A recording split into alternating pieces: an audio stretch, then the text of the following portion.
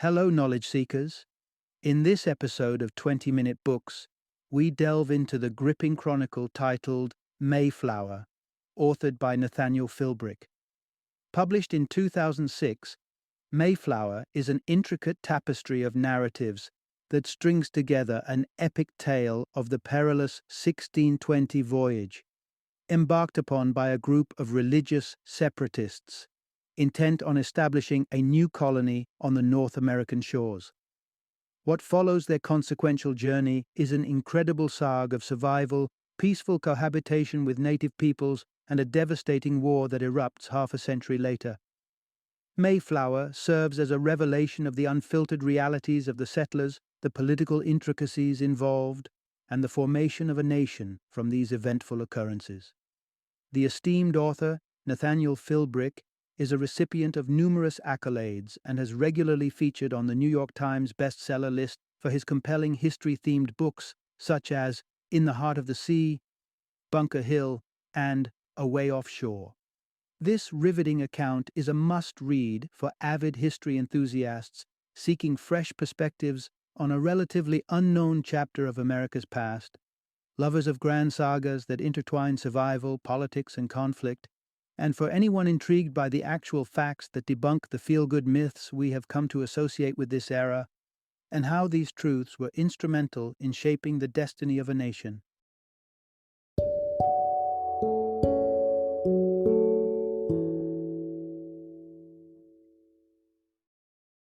Mayflower, a story of courage, community, and war. Introduction.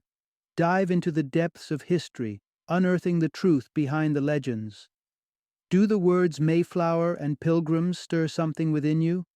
Do they paint a picture of brave settlers embarking on a perilous journey seeking religious freedom? Or do they call to mind a darker narrative of destruction and displacement? The actual history is far richer, and it reaches far beyond the voyage across the Atlantic. This tale weaves around the courageous, committed group of religious dissenters who twice ventured away from their homeland, seeking not just religious tolerance but also a place to foster their shared beliefs. It's a story of determination and resilience as they navigate unfamiliar territory and integrate into a completely new society. So buckle up and journey with us as we delve into the core events and characters that framed the foundation of a future nation. Let the truth unfurl as we traverse through the mist of myths and misconceptions. Part 1. Navigating through uncertain times. Can you imagine risking everything for a staunch belief, sailing across a mighty ocean with your family? This is precisely what 104 individuals, unified by a common faith, undertook in the autumn of 1620 on board the Mayflower. Their belief, which disdained the pomposity of religious hierarchy and spurned any pagan influences, like commemorating Christmas, drove them to seek a place where they could practice their radical form of religious conservatism freely. Such fierce separatists, they chose to abandon their home and the Church of England, rather than conform. First, they left the serene pastures of England for the Dutch town of Leiden, which embraced their beliefs and fostered their tight-knit community. But they were confronted with an unexpected cultural assimilation. Their children started becoming more Dutch than English. This identity clash spurred them towards a daring solution. They would found a colony in North America where they could preserve their English culture and erect a virtuous community. The realization, however, proved a formidable endeavor. They needed a ship, provisions, and funding, all of which came at a hefty price. The lifeline came from a cunning London merchant named Thomas Weston. Motivated by profits, he convinced a group of investors to back a new North American colony, which in return would provide a multitude of trade goods. He struck a stringent deal with the Pilgrims, providing scarce supplies and an antiquated ship, the Mayflower. This arrangement also brought non-Pilgrim passengers on board, while many of the original Leiden community, including their pastor, opted out of the voyage. The lengthy negotiations allowed seasons to slip away, and instead of setting sail in the warmth of the summer, they began their journey in the tempestuous fall. Arriving at their destination amidst a chilling winter with depleted food supplies was a grave prospect. Enduring relentless storms and near starvation for 2 months, they battled adversities on their tumultuous voyage. Captain Jones spotted land on November 6, 1620, a glimmer of hope amid despair, but, to their dismay, they were not at their destined Virginia, but had drifted too far north, landing at Cape Cod, owing to the relentless gales. Stranded and on the brink of survival, the passengers and captain crafted the Mayflower Compact, a mutual agreement that would frame the basis for their democratic settlement. This pioneering initiative on foreign shores set the stage for a promising future. Part 2. Braving the Storm. A Battle Against Odds. Landing on the unknown terrain of Massachusetts had its own set of challenges. Miles Standish, a soldier hired by the Pilgrims, led expeditions along the icy shoreline, scouting for a suitable location to establish their new colony. As challenging as the conditions on the land were, the deteriorating conditions on the ship were even worse. The lethal duo of disease and starvation took a heavy toll on the passengers.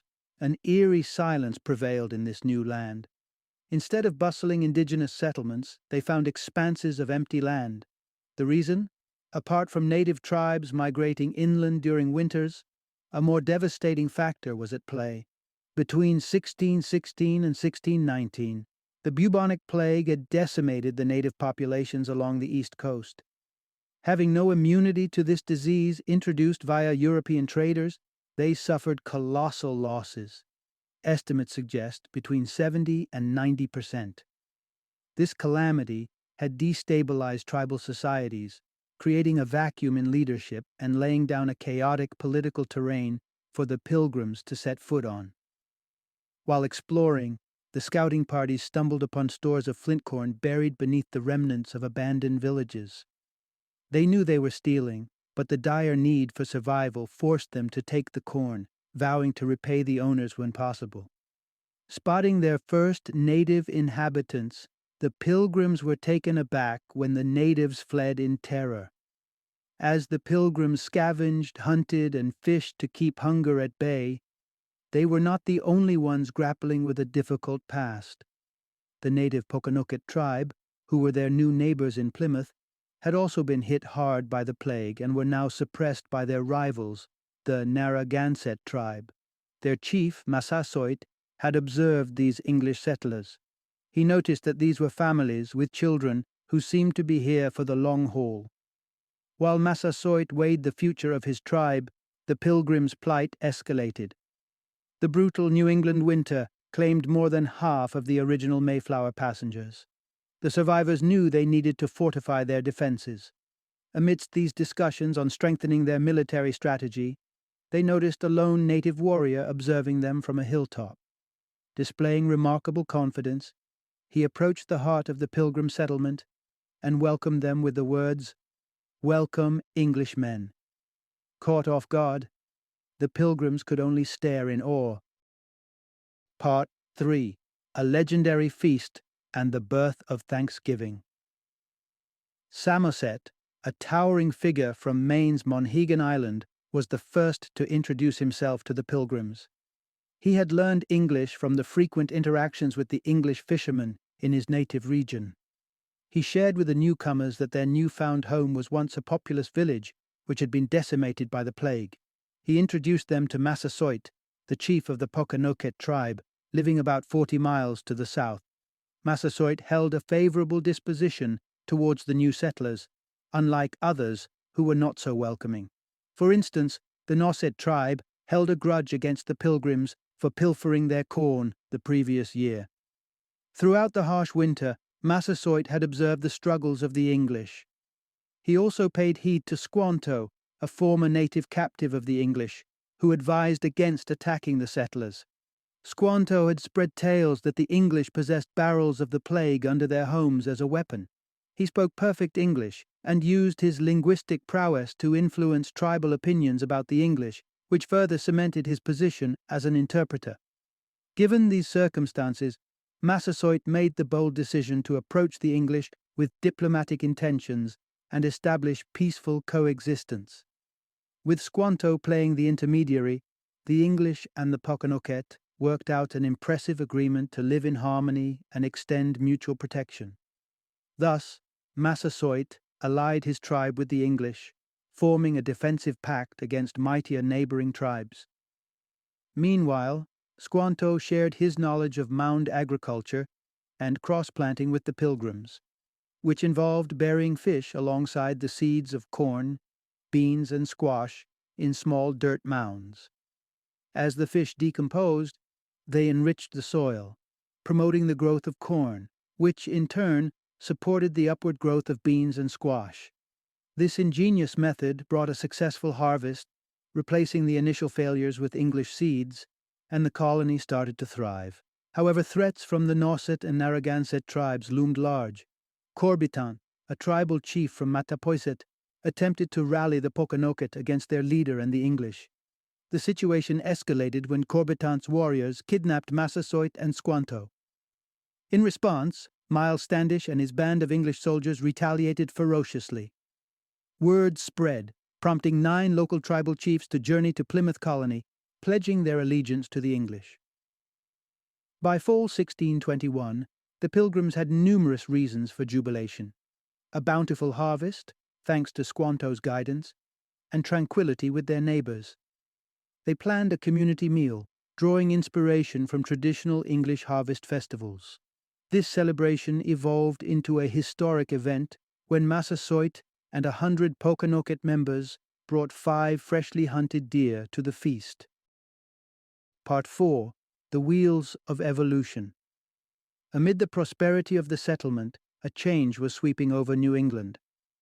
Shiploads of new settlers, dispatched by a London Merchants' Association, began pouring into Massachusetts.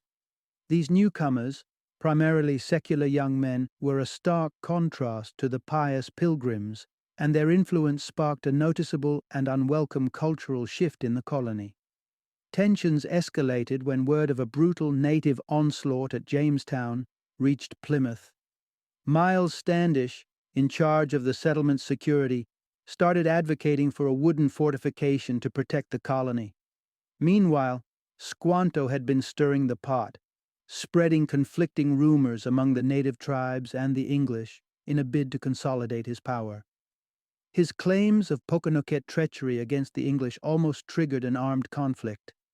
Soon after, during a trading expedition with Plymouth's governor, William Bradford, Squanto was struck by a severe illness. His swift death came as a severe blow to Plymouth, which had lost its crucial interpreter, and suspicion fell on Sachem Corbitant as the orchestrator of Squanto's demise. But when news of Massasoit's critical illness reached Plymouth, Governor Bradford sent Edward Winslow to extend medical aid. Winslow nurtured the ailing sachem and his community through what was likely a typhus outbreak, further cementing the bonds between the two groups. However, it also highlighted the Pokanoket's growing dependence on the English. The arrival of new waves of settlers in various corners of Massachusetts Bay around 1630 added more pressure. These immigrants brought with them livestock, leading to extensive land occupation. Unlike the God-fearing Pilgrims, these new colonists had no religious focus and were fully self-reliant. Under these evolving conditions, the natives could only bargain with their tribal lands in the new economy. The sale of their ancestral tracts accelerated the cultural transition in New England, veering significantly from the Pilgrims' original vision. From Connecticut to Maine, the colonists began to encroach upon native territories, applying ruthless force against any indigenous resistance. Part 5. Stormy Horizons. As the dramatic transformation swept across New England, a parallel change was underway in England. If the Puritans had once split from the Church of England due to its excessive practices, the English Civil War saw Oliver Cromwell and his troops enforcing Puritanism throughout England. No longer did they need to seek refuge in a foreign land to practice their faith. Their homeland was now under Puritan rule. This turn of events led many colonists to question the merits of their struggle to establish a new colony, and many returned to England to participate in the conflict. In 1646, Governor Winslow was sent to England on another diplomatic mission on behalf of the colonists and soon garnered the attention of Cromwell. His repeated delays in returning to the colony were seen as abandonment. Meanwhile, Miles Standish left Plymouth to set up another colony in Duxbury, where he passed away in 1656. With many of the initial colonists either back in England or elsewhere by 1650, the grand experiment of Plymouth was declared finished by many. In the meantime, Massasoit had groomed his two sons, now bearing the English names of Alexander and Philip, to succeed him as the Pokanoket sachem. Although Massasoit encouraged them to respect their English allies, his sons remained skeptical. In fact, Alexander continued to sell land to rival colonies from Rhode Island, directly contradicting Massasoit's agreement with the Plymouth colony. When Alexander evaded Plymouth justice for his offense, it was Josiah Winslow, Governor Winslow's son, who was given the task of apprehending him. A violent encounter ensued, resulting in Alexander's death from unknown causes within a week.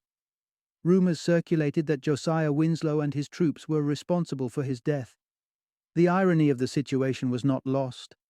The elder Winslow had earned Massasoit's gratitude by aiding his people back in 1623, but 36 years later, Winslow's son stood accused of killing Massasoit's son. Philip, seething with rage over his brother's death, gained a martyr for his cause. He rallied support from disgruntled sachems from Maine to Connecticut, recounting the tale of Alexander's death and fueling native resentment to incite violence. His efforts were successful, yet after 14 months of brutal guerrilla warfare, New England was left deeply traumatized, and the repercussions for Philip's tribe would be catastrophic. Part 6. Postlude. From Mayflower to Seaflower. In the grand tapestry of history, threads often become tangled and lost over time. As such, the second generation of Mayflower passengers bore little comprehension of the trials their forebears endured to establish the colony, nor did they truly grasp the pivotal role that their indigenous neighbors played in their survival. In the decades that unfolded, the Massachusetts Bay Colony, with its deep-water harbor and thriving trade port, seemed far better positioned than the Plymouth colony. The latter watched as tribal politics and internal strife snuffed out the lives of their closest native allies. By June 1675, when the first spark of conflict in what would become King Philip's War ignited, this shared history was all but erased. As bands of native warriors began attacking and burning settlement towns and villages, the colonists and English forces retaliated with swift and horrifying militaristic force. Indigenous people who surrendered were rounded up and deported to internment camps, where they endured unthinkable brutality. Philip, with his forces rapidly diminishing, fled to upstate New York. His plan was to align with the French to acquire ammunition, and with the ferocious Mohawk tribe to bolster his army. However, his plan crumbled when he tried to deceive the Mohawks, blaming an attack on a small band of their warriors on the English. The ruse was unveiled, and Philip met a disgraceful defeat. The toll was immense. Of New England's population of 70,000, more than 5,000 perished in the war, the lion's share being natives. In terms of percentage, this made King Philip's War twice as devastating as the American Civil War and significantly bloodier than the Revolutionary War. The traumatized colonists now wanted nothing more than the complete eradication of native peoples from New England. Thus, in 1676, 56 years after the Mayflower's voyage, another ship set sail, the Seaflower. Under the command of Josiah Winslow, the son of original Mayflower passenger and Governor Edward Winslow, who had once compassionately nursed Massasoit and his people back to health, this vessel bore a dark cargo, 180 enslaved Native Americans bound for Caribbean plantations. The Seaflower was just one of many ships to leave New England ports in 1676, all carrying enslaved natives. In a tragic twist of fate, the descendants of the Mayflower passengers were now selling the descendants of their indigenous allies into slavery. Final summary. The Pilgrims embarked on their journey in the autumn of 1620, blind to the challenges and partnerships that lay ahead in a foreign land. Initially relying on their indigenous neighbors, a mere generation later, witnessed a surge in conflicts and racism. The ensuing war, relentless and merciless, opened a new chapter of oppression and slavery for the natives, who were once the Pilgrims' allies.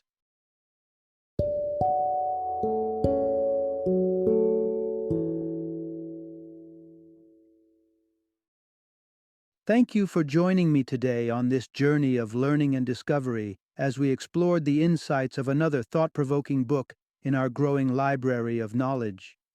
If you've enjoyed our time together, please take a moment to follow our podcast, give us a 5-star rating, and share 20-minute books with other knowledge seekers. Your support truly means a lot. Don't forget to join me again in the next episode, where we will delve into another enriching book. Until then, happy reading and happy listening.